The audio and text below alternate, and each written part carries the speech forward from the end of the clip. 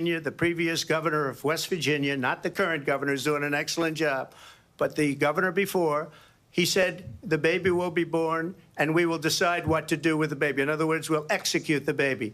And that's why I did that, because that predominates, because they're radical. The Democrats are radical in that. And her vice presidential pick, which I think was a horrible pick, by the way, for our country, because he is really out of it.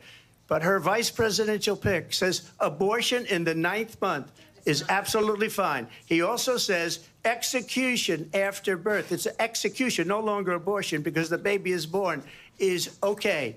And that's not okay with me, hence the vote. But what I did is something for 52 years. They've been trying to get Roe v. Wade into the states.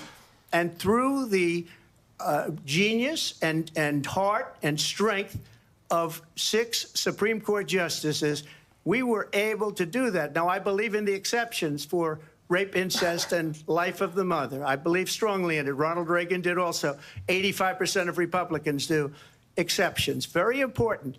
But we were able to get it, and now states are voting on it. And for the first time, you're going to see, look, this is an issue that's torn our country apart for 52 years.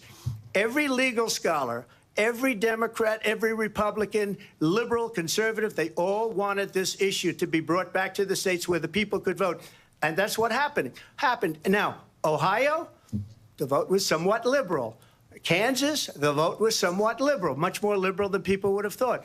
But each individual state is voting. It's the vote of the people now. It's not tied up in the federal government. I did a great service in doing it. It took courage to do it. And the Supreme Court had great courage in doing it. And I give tremendous credit to those 6 justices. There is no state in this country where it is legal to kill a baby after it's born. Madam Vice President, I want to get your response to President Trump. Well, as I said, you're going to hear a bunch of lies, and that's not actually a surprising fact. Let's understand how we got here. This is the second time that the hosts are doing that, though, but hand-selected 3 members of the United States Supreme Court with the intention